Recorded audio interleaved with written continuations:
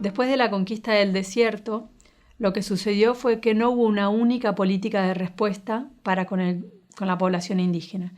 En este momento tenemos la llegada de las grandes compañías de tierra, la instalación de las primeras casas comerciales, la invitación a partir de la ley Avellaneda de 1876 de que esta sea una tierra poblada por colonos inmigrantes europeos, que va a tener un peso estratégico para la conformación de la sociedad patagónica, y un grueso de esta población indígena concentrada en los campos sin tener, digamos, un destino, ni siquiera, digamos, un proyecto resuelto por parte del Estado respecto a lo que se iba a hacer.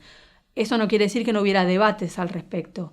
Hubo una década entera de debates respecto a si los proyectos de colonización eran viables, no eran viables económicamente, ¿no?, para el Estado argentino, y incluso había habido alguna experiencia como había sido la colonia Conesa, en donde se habían llevado los restos de la tribu de Catriel, lo tomo como ejemplo para explicar cuáles eran, digamos, las políticas que había seguido el Estado argentino hasta ese momento.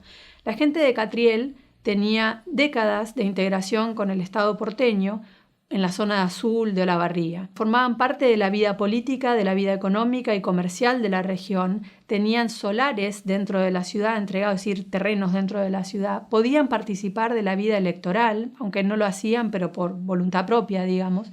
Incluso tenían referentes políticos que formaban parte del municipio de Azul.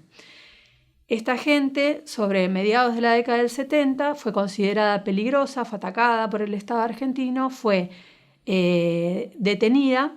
En algunos casos, algunos de los referentes fueron deportados a la isla Martín García, donde estuvieron concentrados, y lo que se llamaban los restos de la tribu de Catriel fueron llevados al sur de Buenos Aires un tiempo. Después la provincia de Buenos Aires no se quería hacer cargo económicamente de esta gente, y con ellos fundaron la colonia Conesa.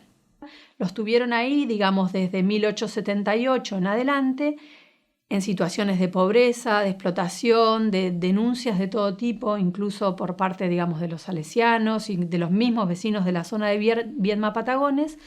Para la década del 90, las tierras que ocupaba esta gente, que estaba en estas condiciones de pobreza, empiezan a ser tierras codiciadas porque eran tierras a las que iba a alcanzar la irrigación, digamos.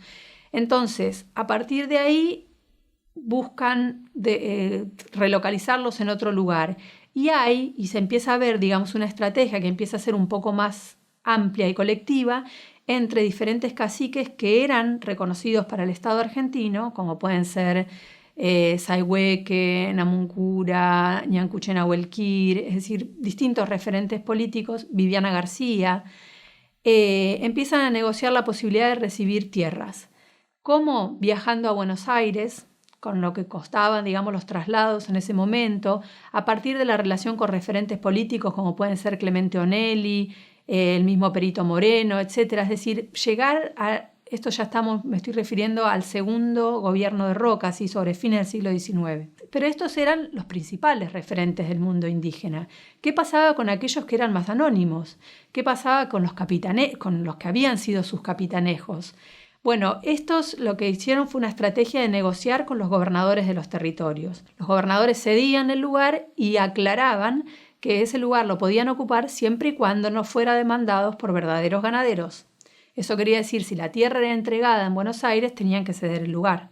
Entonces, ya se iba planteando una diferencia social que iba a ir marcando si se quiere, el desarrollo del capitalismo para esta región, ¿no? Quiénes iban a ser los desposeídos y los propietarios, quiénes iban a ser las clases que se constituyeran, venía de la mano de una estructuración racista de la sociedad. Entonces, en este contexto, digamos, lo indígena, junto con otros que también eran marcados como peligrosos, pasan a ser controlados por distintas políticas de seguridad, ¿no? Y va a haber sectores de la población que participen de policías, por ejemplo, especiales, y que van a ser estos pioneros o inmigrantes o estos sectores, digamos, de desarrollo, y otros que no, que van a ser perseguidos y marcados como peligrosos.